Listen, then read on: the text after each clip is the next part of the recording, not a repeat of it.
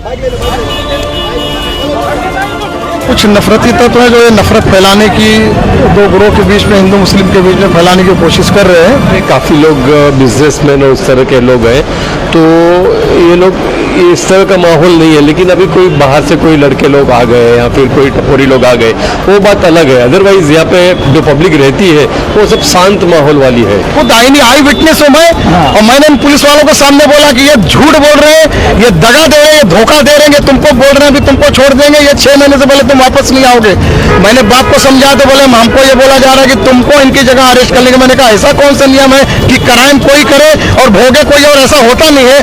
लेकिन भाई मोहम्मद वसीम शेख, आप देख रहे थे खबर टाइम। इस वक्त हम मलार पठानवाड़ी में मौजूद है, जहाँ पे हमारे पीछे देख सकते हैं कि नूरानी मस्जिद है, जहाँ पे अभी 30 तारीख के दिन शाम के 5:30 बजे यहाँ पे एक विवाद हुआ था, जिसको हिंदू मुस्लिम का रंग दिया गया है। और उसी के सिलसिले में हमारे साथ यहाँ पे मौजूद है यहाँ के स्थानीय लोग, और क्या सच है और क्यों हुआ था और किस वजह से ये विवाद हुआ था और क्या किस तरीके से इसको हिंदू मुसलमान का रंग दिया गया है, वो हमको बताएंगे।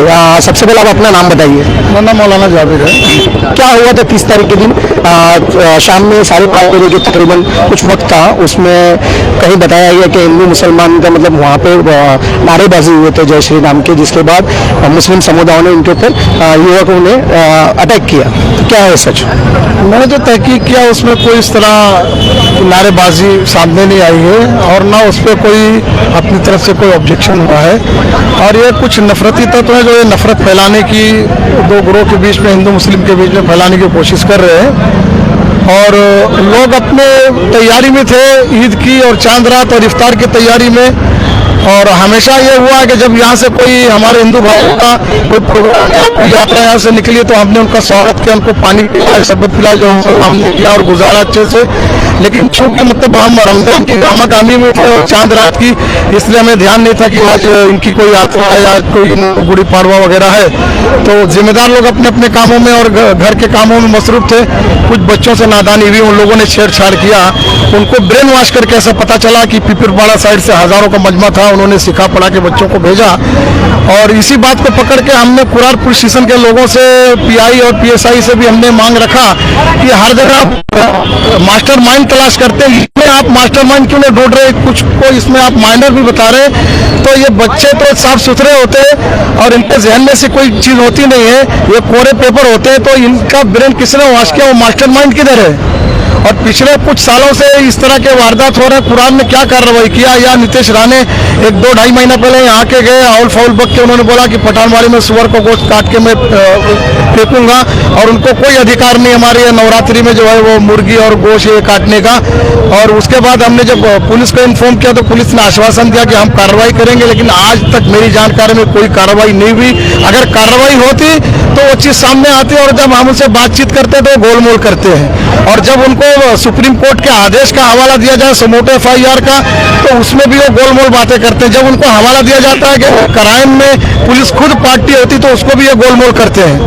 तो इस तरह की इनकी बातें हैं, और ये एकतरफा गिरफ्तारी कर रहे हैं और ये कह रहे हैं हमारे ऊपर दबाव है। हमने पहली मरतबा ऐसा देखा है कि 2 ग्रुप में 2 गुट में झगड़ा हुआ और एक ही समुदाय के और एक ही कम्युनिटी के लोगों को अरेस्ट किया जाए और उनको हरेसमेंट किया जाए।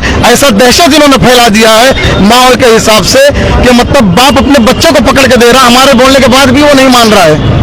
जैसे ये भी आप बता रहे हैं कि बाप अपने बच्चे को ही पुलिस के हाथ में सौंप रहा है। बात है, मैं इसका खुद आई विटनेस हूँ मैं, और मैंने इन पुलिस वालों को सामने बोला कि ये झूठ बोल रहे हैं, ये दगा दे रहे हैं, धोखा दे रहे हैं, तुमको बोल रहे हैं अभी तुमको छोड़ देंगे, ये 6 महीने से पहले तुम वापस नहीं आओगे। मैंने बाप को समझा तो बोले हमको ये बोला जा रहा है कि तुमको इनकी जगह अरेस्ट कर लेंगे। मैंने कहा ऐसा कौन सा नियम है कि क्राइम कोई करे और भोगे कोई, और ऐसा होता नहीं है। लेकिन चूंकि लोगों को इतनी नॉलेज नहीं है, तो मतलब लोगों के भोलेपन का ये पुलिस प्रशासन बाकायदा फायदा उठा रहा है और दहशत में डाल के जबरदस्ती उनके बेखता बच्चों को जो है वो CCTV फुटेज बेस पे कि भाई यहाँ थे, इसमें तो हजारों हजार लोग थे, इतना बड़ा मजमा हमारा, इतना क्राउड रहता है। अगर कोई एक्टिविटी ऐसी दिख रही है तो तुम ऐसा करो। अच्छा, फिर इसके बाद तुम यहाँ से 5, 7, 10 लेके गए, उधर से एक आदमी भी नहीं है, कोई कार्रवाई नहीं किया है क्या? आखिर 5 से 10 लोगों को लेके गए, क्या उनके ऊपर कार्रवाई किस तरीके का? मतलब FIR कुछ 307 कहाँ मेडिकल कराया, कौन सा हॉस्पिटल हॉस्पिटल है, कितना गहरा जख्म है, क्या हुआ। कुछ लोग तो 302 की मांग कर रहे थे। अभी बीएनएस में क्या है 302 मैं नहीं जानता हूँ, लेकिन पुराने में जो सीआरपी और आईपीसी के जो दफात और सेक्शन है उसमें 302 307 है, सभी लोग जानते हैं। तो लोगों ने बोला कि भाई 302 बोला तो आदमी खत्म हो गया, ऐसा कैसे मांग रख रहे थे। लेकिन मतलब ये इनके ऊपर इतना दबाव है। और मैं ये पूछता हूँ कि सलमान अजहरी साहब, उन्होंने खाली इतना बोल दिया कि अभी कुत्तों का दौर है, हमारा भी दौर आएगा। पूरे मुल्क में घुमाया गया, कई स्टेट में घुमाया गया, कई पुलिस स्टेशन ने ताबा लिया। और आज एक आदमी बजरंग दल का ये बोलता है खुला कि 48 घंटा हम पुलिस को, कुरार पुलिस स्टेशन को, मुंबई पुलिस को मोहलत देते हैं। अदरवाइज अगर तुमने अरेस्ट नहीं किया, ये मतलब इनके ये जो बाबर की मानसिकता वाले लोग हैं, ये मुगलों की मानसिकता वाले लोग हैं। अरे मुगल को तो तुम लेके आए थे, राणा सांगा हम कहाँ लेके आए थे, मेरा ये बोलना है। फिर भी चलो तुम बोल रहे हो तो कौन सी ऐसी मानसिकता है, उसका कोई सबूत है तुम्हारे पास, और तुमने बोला कैसे? ये बहुत बड़ी बेइज्जती हमारी है, इसका तुमको प्रूफ देना पड़ेगा। फिर तुम बोल रहे हो 48 घंटे के अंदर हम उनको खुद पकड़ के देंगे। भाई तू होम मिनिस्टर है क्या? होम मिनिस्टर का बाप है क्या है? तेरे पास कौन सा कलम है? किसने कहा ये 48 घंटे में? अगर वीडियो है, मैं वीडियो भेज सकता हूँ, मुझे नाम उसका ध्यान नहीं है, पूरा बाकायदा वीडियो है। मैं चैनल वालों से वादा करता हूँ कि मैं वीडियो आपको भेजूंगा।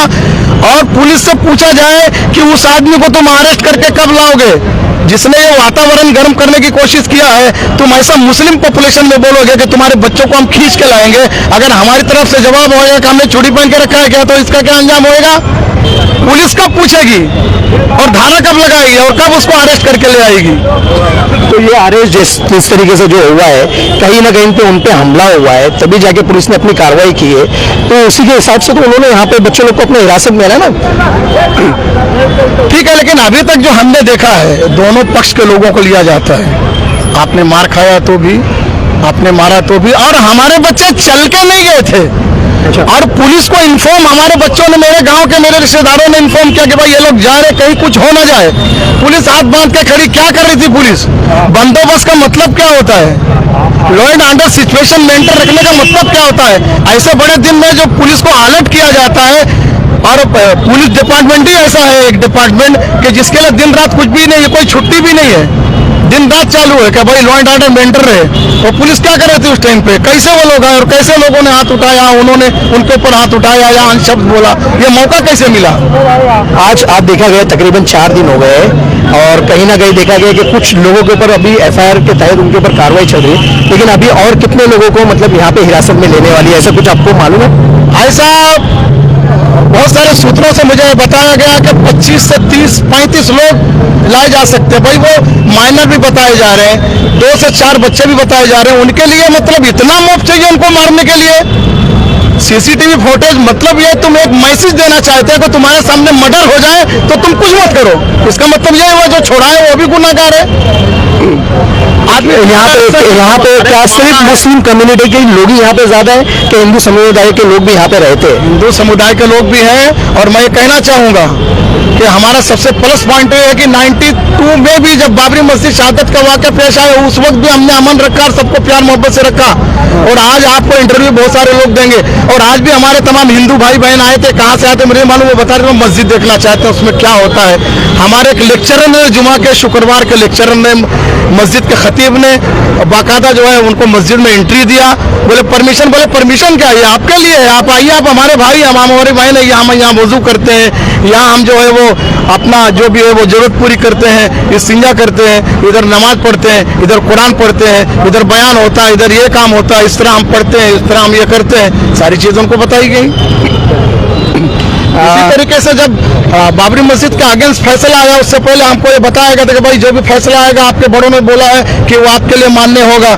तो हमको 149 के अलावा 188 भी दिया गया कि अगर कुछ हुआ तो उसके आप जवाबदार हैं, यानी आप करो नहीं करो, लेकिन आपके एरिया में कुछ होता तो ये चंद लोग जवाबदार हैं। हमको 188 भी हमने निभाया। सुब्रमण्य हमने एक तारीख बनाया, इतना बड़ा पॉपुलेशन, इसको एक मरकजी हैसियत हमारे एरिया को हासिल है। पठानवाड़ी का एक नाम है मुंबई में, लेकिन हमने यहाँ कुछ भी नहीं होने दिया। इसके बावजूद भी वो कुछ लोग हैं, कुछ तत्व हैं जो ये नहीं चाहते कि यहाँ अमन रहे।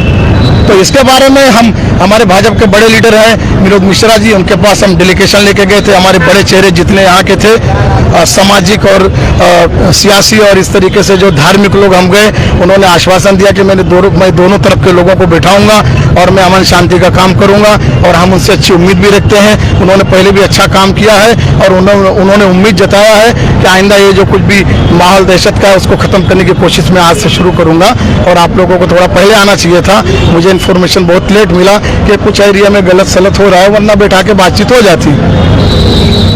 तो किस तरीके की आप महाराष्ट्र सरकार से और पुलिस प्रशासन से मांग करना चाहेंगे इस जो पूरे विवाद को लेके, जो कहीं ना कहीं हिंदू मुसलमान का रंग दे दिया गया, दंगा जंगा तहजीब को कहीं ना कहीं खराब करने की कोशिश करी गई है? महाराष्ट्र सरकार से और पुलिस प्रशासन से मेरी ये मांग है कि आप सब कुछ छोड़ के, सुप्रीम कोर्ट ने जो आपका आदेश जारी किया है, सभी हुकूमतों को, सभी के चीफ सेक्रेटरीज को, प्रधान सचिव को, डीएम, एसडीएम, कलेक्टर, कमिश्नर को जो आदेश दिया है कि कहीं भी अगर किसी कम्युनिटी के साथ जो माइनॉरिटी में है, चाहे वो SC ST हो, चाहे OBC हो, चाहे वो माइनॉरिटी हो, दलित हो, कोई भी किसी भी समुदाय, अगर उनके ऊपर अन्याय होता है तो उनके आने का और अर्जी देने का, एलिगेशन देने का इंतजार नहीं करके आपको सुमोटो FIR लेना है। अदरवाइज अगर कोर्ट को यह पता चला कि आपने कोई एक्शन नहीं लिया है तो आपके ऊपर कार्रवाई होगी।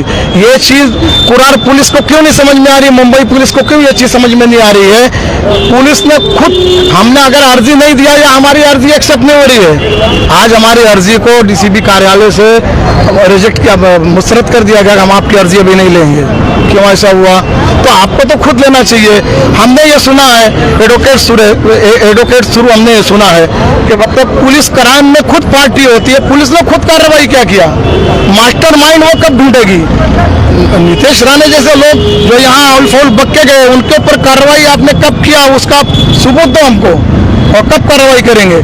इससे पहले हमने बर्दाश्त किया, कोई धरना प्रदर्शन नहीं, कुछ नहीं, गणपति का एक बहाना लेके के भाई उन्होंने पत्थरबाजी किया जिसका कोई सबूत आज तक दे नहीं पाया, CCTV में भी नहीं मिला। उसके बाद पिछले ये 3-3.5 साल की बात है, मैं डेट भी आप लोगों को दे दूंगा निकाल के, इस्लामिया बाजार मस्जिद के ऊपर पथराव किया, शराब की बोतलें फेंकी गई, कांच टूटे। उस वक्त के जो मौजूदा DCP किरण कुमार चौहान साहब थे, उन्होंने मुझे आवाज़ दिया और ये बोला कि भाई मैं नया हूँ लेकिन मैं आपका नाम मेरे पास आया है, आप शांतता का माहौल जरा बना दो।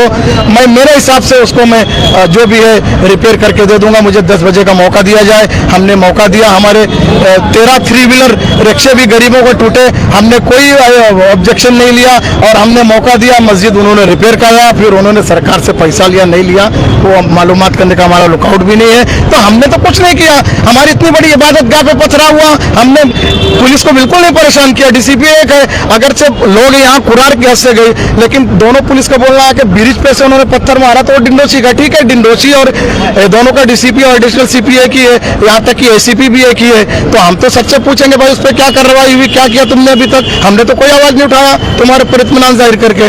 तो हम तो तुमको ये समझ रहे कि भाई तुम बराबर काम करोगे और आप हमको बेवकूफ समझ रहे हो।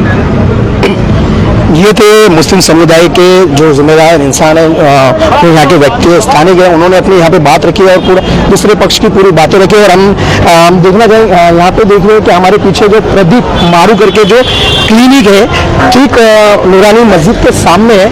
हम जानना चाहेंगे कि उनसे ही जानेंगे कि किस पूरे विवाद जो जिस तरीके का जो हुआ था, शायद अगर वो यहाँ पे मौजूद होंगे तो वो उन्होंने पूरा देखा होगा, उनकी आंखों देखी, वो पूरा अपना स्टेटमेंट देंगे।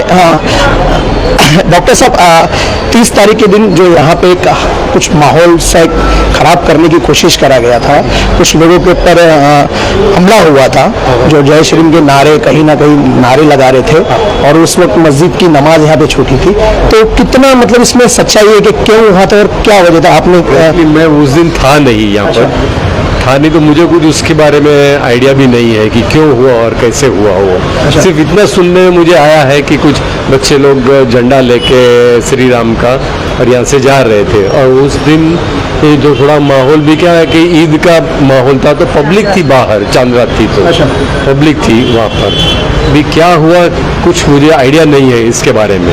अच्छा, कितने साल से यहाँ पे आपकी ये क्लिनिक है? 42 ईयर्स से मैं प्रैक्टिस कर रहा हूँ, 42 ईयर्स। तो यहाँ पे ऐसा कुछ कभी आपने ऐसा देखा हिंदू मुसलमान में कोई भेदभाव? इस तरह का भेदभाव नहीं देखा है और कभी हुआ भी नहीं है इस तरह से। तो यहाँ पे आप एक तकरीबन 42 ईयर्स से यहाँ पे आप कर रहे हैं, ज़्यादा करके आपके यहाँ पे मुस्लिम ही जो पेशेंट हो गए, लेकिन कभी इन 42 सालों में कोई ऐसा मतलब कोई ऐसा भेदभाव या कभी अचानक से इस तरीके से देखा गया कि पठानवाड़ी अचानक से नाम आने लगा है कि कहीं ना कहीं उनके ऊपर हिंदुओं के ऊपर हमला कर रहे हैं पठानवाड़ी के मुसलमान लोग? यहाँ पे काफ़ी लोग बिजनेसमैन और उस तरह के लोग हैं, तो ये लोग इस तरह का माहौल नहीं है। लेकिन अभी कोई बाहर से कोई लड़के लोग आ गए या फिर कोई टपोरी लोग आ गए, वो बात अलग है। अदरवाइज यहाँ पे जो पब्लिक रहती है वो सब शांत माहौल वाली है, कुछ उनको दंगा करना कम पसंद है उनको। लेकिन अभी यहाँ के जो लोगों ने यहाँ पे भी स्टेटमेंट दिया है, उन्होंने बताया है कि पुलिस अभी भी उनको कहीं ना कहीं कार्रवाई के नाम पे उनको लेके जा रही है, उनके बच्चों को बुलाई जा रही है, जबकि कहीं ना कहीं सीसीटीवी के फुटेज के आधार पे कुछ लोग ही दिख रहे हैं, लेकिन अभी तक पुलिस अपनी कार्रवाई कर रही है। तो कितना क्या लगता है कि पुलिस किस तरीके से ये सच कर रही है कि मतलब उनके ऊपर कार्रवाई करने का सिर्फ बहाना है? तो बोलना मुश्किल है मेरे लिए कि एक्चुअली कितने लोग इन्वॉल्व है इसके अंदर में। अच्छा, जो हुआ माहौल काफ़ी लोग थे इसमें, कितने लोग इन्वॉल्व है उनके बारे में तो मुश्किल है बोलना कि कौन लोग थे। अभी पुलिस अपना काम करती रहेगी। अच्छा। उनका यही काम है कि भाई ढूंढो के और ये थे हमारे साथ दिलीप मारू, जो यहाँ पे 42 साल से उनकी यहाँ पे क्लिनिक है और मुस्लिम कम्युनिटी के बीच में उनका यहाँ पे ज़्यादा करके उनके मुस्लिम पेशेंट ही रहते हैं, लेकिन उन्होंने कभी इस तरीके से माहौल नहीं देखा था, ना यहाँ पे कभी देखा था कि हिंदू मुसलमान में कभी इस तरीके का भेदभाव हुआ। लेकिन दिखाऊंगा मैं आपको कि यहाँ पे एक फ्रूट की गाड़ी है, जो वो भी हमें पता चला है कि वो भी मुस्लिम कम्युनिटी मतलब मुस्लिम इलाके में यहाँ पे वो काफ़ी दिनों से यहाँ पे धंधा कर रहे हैं, लेकिन और वो कहीं ना कहीं हिंदू समाज से आते हैं। भाई, आपका नाम क्या है? पवन कुमार।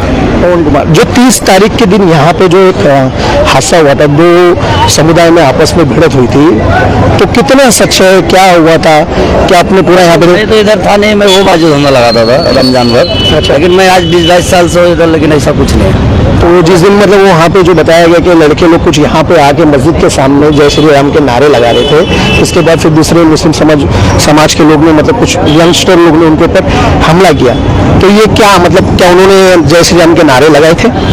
नहीं, मैं यहाँ नहीं था, तो अपन झूठ क्यों बोले, अपन सुने ही नहीं। अपन इधर नहीं थे, मैं वो बताया ना, वो मार्केट की गली पे लगाता हूँ मैं।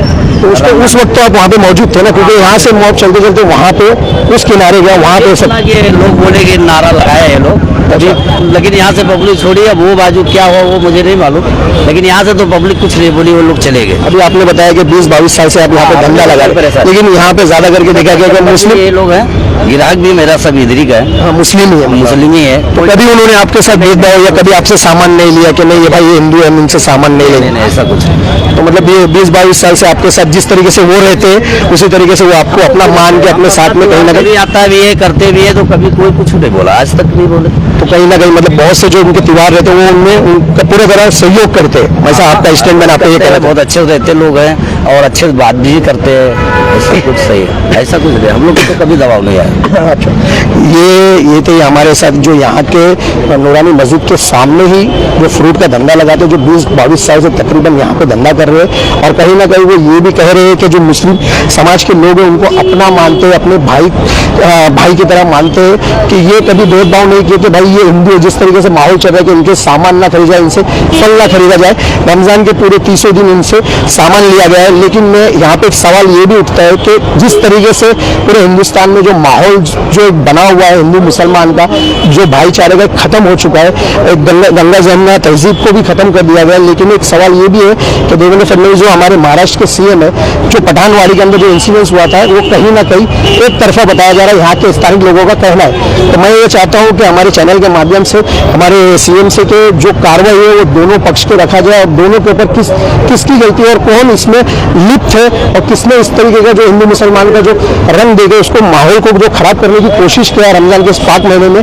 और हम डीसीपी जो यहाँ के सुनीता पाटिल जी, मैं उनसे भी कहना चाहेंगे कि जो भी कार्रवाई हो जो सही तरीके से और पूरी टीम तरीके से हो, और जो भी है इसमें जो शख्स जो मुख्य आरोपी रहेगा उसके ऊपर कार्रवाई हो, कहीं ना कहीं बेगुनाहों को इसमें जबर करके उनके ऊपर कोई कार्रवाई ना किया जाए, ना उनके ऊपर कोई उनका फ्यूचर ना खराब है।